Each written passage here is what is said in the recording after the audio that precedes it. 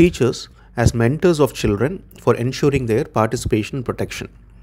Teachers வந்து எப்படி mentor role play பண்ணுறது அப்படின்றது தான் இதில் பார்க்க போகிறோம். மென்டர்னால் ஒன்றும் இல்லை, இப்போது ஒருத்தருடைய நலனுக்காக ஒருத்தர் வந்து அட்வைஸ் பண்ணுறாரு, அதே சமயம் அவருக்கு அதில் நல்ல எக்ஸ்பீரியன்ஸ் இருக்குது. ஸோ அந்த மாதிரியான எக்ஸ்பீரியன்ஸ்ட் அட்வைசர்ஸ். அதுவும் இல்லாமல் ட்ரஸ்ட் இருக்கணும். இப்போ யாருக்கு அட்வைஸ் பண்ணுறோமோ அவங்களுக்கும் இந்த மென்டருக்கும் ஒரு நல்ல ட்ரஸ்ட் இருக்கணும். இவங்க நமக்கு ஏதாவது பண்ணாங்கன்னா நல்லதுக்காக தான் பண்ணுவாங்க அப்படின்னு சொல்லிட்டு, அதுதான் மென்டர் அப்படின்னு சொல்லுவோம். ஸோ டீச்சர்ஸ் வந்து எப்படி வந்து இந்த மென்டர் ரோல் ப்ளே பண்ணுறது அப்படின்றது தான் இந்த டாப்பிக்கில் நம்ம பார்க்க போகிறோம். ஸோ டீச்சர்ஸ்க்கு வந்து அது ஒரு critical role, mentor role play பண்ணுறது. டீச்சர்ன்றது நார்மலாக பாடம் எடுக்கிறவங்க. மென்டர்ன்றவங்க ஒருத்தருடைய ஒரு இண்டிவிஜுவலோட அவங்களுடைய லைஃப்பில் அவங்களுடைய நலனுக்காக அக்கறை எடுத்து பண்ணும்போது அவங்க மென்டராக மாறுறாங்க. ஸோ அப்போ அவங்க என்ன பண்ணணும்னா, மென்டராக பார்ட்டிசிபேஷன் ப்ரொடெக்ஷன் ஆஃப் சில்ட்ரன், இந்த குழந்தைங்களை வந்து எல்லா விஷயத்துலையும் பார்ட்டிசிபேட் பண்ண வைக்கணும். எஸ்பெஷலி இந்த சைல்ட் ரைட்ஸ் சம்மந்தமான விஷயங்களில் அண்ட் ப்ரொடெக்ஷன், அவங்களுடைய பாதுகாப்பு, இதை ரெண்டையும் அவங்க பண்ணாங்கனாலே அவங்க வந்து ஒரு மென்டராக ஆயிடுவாங்க. ஸோ அப்போ இந்த மென்டர்ஷிப்னால என்ன ஆகும்னா, அந்த குழந்தைக்கு தி ஃபீல் சேஃப், பாதுகாப்பாக உணர்வாங்க, வேல்யூட், ஓகே, அவங்கள பற்றின ஒரு மதிப்பு உயரும், அண்ட் எம்பவர்ட், அவங்களுக்கு அந்த ஒரு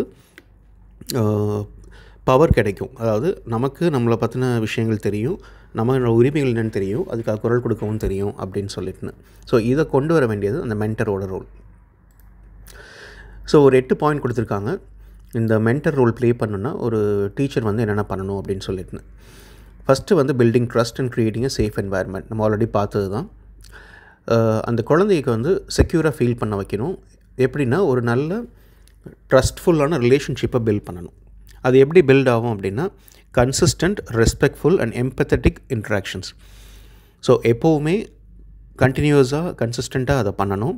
அவங்களுக்கு மரியாதை கொடுத்து நடத்தணும். எம்பத்தட்டிக் ஆல்ரெடி பார்த்துருக்கோம். சிம்பத்தின்றது பரிதாபப்படுறது, எம்பத்தின்றது அவங்களுடைய சிச்சுவேஷனை புரிஞ்சு அதுக்கேற்ற மாதிரி ஆக்ட் பண்ணுறது. அது இல்லாமல் கிளாஸ் ரூமில் வந்து சேஃப் அண்ட் இன்க்ளூசிவ் கிளாஸ் ரூமாக இருக்கணும். பாதுகாப்பாக உணரணும். அதே மாதிரி எல்லாருக்குமே வந்து நமக்கான ஒரு பங்களிப்பு இருக்குது அப்படின்ற ஒரு ஃபீலிங் வந்து அவங்களுக்கு வரணும். அப்போது அவங்கள வந்து எல்லாத்துலேயும் ஆக்டிவாக பார்ட்டிசிபேட் பண்ண வைக்கணும். எந்தவித பயமும் இல்லாமல், ஃபியர் ஆஃப் ஜட்ஜ்மெண்ட், நம்ம இது பண்ணோம்னா டீச்சர் ஏதாவது சொல்லுவாங்களோ அப்படின்ற பயம் இருக்கக்கூடாது. ஸோ அந்த மாதிரியான ஒரு கிளாஸ் ரூமை வந்து அவங்க உருவாக்கணும். அடுத்தது encouraging active participations.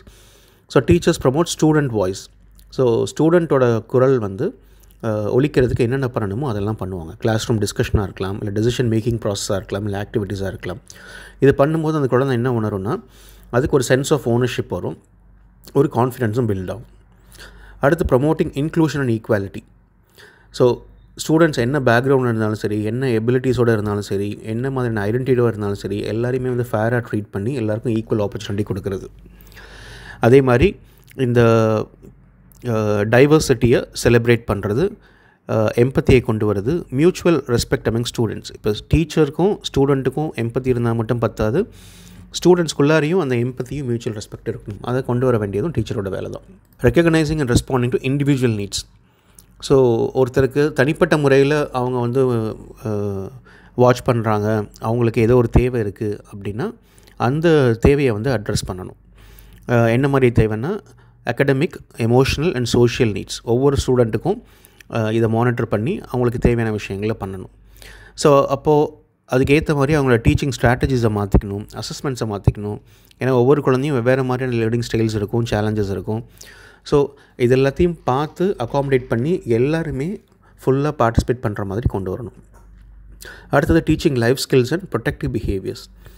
So through age appropriate lessons, அந்தந்த ஏஜுக்கு என்ன கரெக்டான லெசனாக இருக்குமோ அதை டீச் பண்ணி அவங்களுக்கு லைஃப் ஸ்கில்ஸ் கொண்டு வரணும். ஃபஸ்ட்டு பர்சனல் சேஃப்டி, தன்னைத்தானே பாதுகாக்கிறது எப்படி, செட்டிங் பவுண்ட்ரிஸ், எந்த விஷயம் பண்ணாலும் நம்மளோட பவுண்ட்ரி என்ன, எது வரைக்கும் நம்ம போகலாம், எதை தாண்டி போகக்கூடாது அப்படின்றது, டெசிஷன் மேக்கிங், சொந்தமாக அவங்களே முடிவெடுக்கிற திறன், அண்ட் செல்ஃப் அட்வொகசி, அவங்களுக்கான உரிமைகளை வந்து அவங்களே குரல் கொடுத்து எடுத்துக்கிறது. அந்த மாதிரியான விஷயங்கள். செல்ஃப் அட்வொகசின்னா அவங்களுக்காகவே மற்றவங்க யாராவது ஹெல்ப் பண்ணுவாங்களான்னு இல்லாமல் அவங்களுடைய பிரச்சனைகளை அவங்களே குரல் கொடுத்து சால்வ் பண்ணிக்கிறது.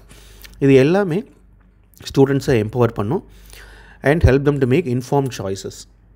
ஓகே, லைஃப்பில் எவ்ரிடே நமக்கு வந்து சாய்ஸஸ் செலக்ட் பண்ணுறது ஒரு முக்கியமான வேலை. இந்த எப்போவுமே நம்ம எந்த விஷயத்தில் முடிவெடுக்கனாலும் 2 சாய்ஸ் இருக்கும், 3 சாய்ஸ் இருக்கும்.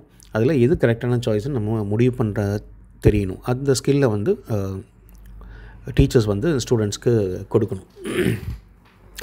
Identifying and reporting concerns. இப்போ ஏதாவது பிஹேவியரல் சைன்ஸ் இருக்குது, இல்லை ஃபிசிக்கல் சைன்ஸ் ஆஃப் அப்யூஸ் இருக்குது, இல்லை நெக்லெக்ட் இருக்குது அப்படின்னா அதை இமீடியட்டாக ஐடென்டிஃபை பண்ணி அதுக்கு ரெஸ்பாண்ட் பண்ணணும். அதை எப்படி ரெஸ்பாண்ட் பண்ணுறது நம்ம ஆல்ரெடி பார்த்துருக்கோம். அது ப்ராப்பர் சேனல் மூலமாக பிரின்சிபல்கிட்ட கொண்டு போகலாம், இல்லை சைல்டு ப்ரொடெக்ஷன் ஏஜென்சிஸ்ட்டை கொண்டு போகலாம். ஸோ அந்த மாதிரி அந்த ப்ராப்பர் சேனலை ஃபாலோ பண்ணி அந்த சைல்டோட கன்சர்னை அட்ரஸ் பண்ணணும். அடுத்து collaboration with parents and guardians. So teachers வந்து தனிப்பட்ட முறையில் ஒர்க் பண்ணுறதை விட பேரண்ட்ஸோடையும் கார்டியன்ஸோடையும் சேர்ந்து ஒர்க் பண்ணணும். ஸோ ஒரு ஓப்பன் கம்யூனிகேஷன் இருக்கணும். அந்த குழந்தைய பற்றின ஃபீட்பேக் கொடுக்கறதுக்கும், அந்த குழந்தைய பற்றி பேரண்ட்ஸோ கார்டியன்ஸோ டீச்சர்ஸ்ட்டு பேசுகிறதுக்கும், கன்சர்ன்ஸு இல்லை அச்சீவ்மெண்ட்ஸை ஷேர் பண்ணிக்கிறதுக்கோ, இல்லை 2 பேரும் சேர்ந்து ஒரு இஷ்யூவை சால்வ் பண்ணுறதுக்கோ அந்த குழந்தைக்காக, இது எல்லாமே சேர்ந்து நடக்கும்போது தான் அது இன்னும் பெட்டராக இருக்கும். அடுத்து கண்டினியூயிங் ப்ரொஃபஷனல் டெவலப்மெண்ட். டீச்சர்ஸ் வந்து தங்களுடைய திறன்களை வளர்த்துக்கிட்டே வரணும். ஸோ அப்போது அதுக்கு கண்டினியூஸாக ட்ரைனிங் அட்டென்ட் பண்ணணும், ஒர்க் ஷாப் அட்டென்ட் பண்ணணும். இந்த சைல்டு ப்ரொடெக்ஷன் பற்றின பெஸ்ட் ப்ராக்டிசஸ், இன்க்ளூஷன், ஸ்டூடெண்ட் எப்படி பார்ட்டிசிபேட் பண்ணுறது, இதெல்லாம் கண்டினியூஸாக அவங்க லேர்ன் பண்ணிக்கிட்டே இருக்கணும்.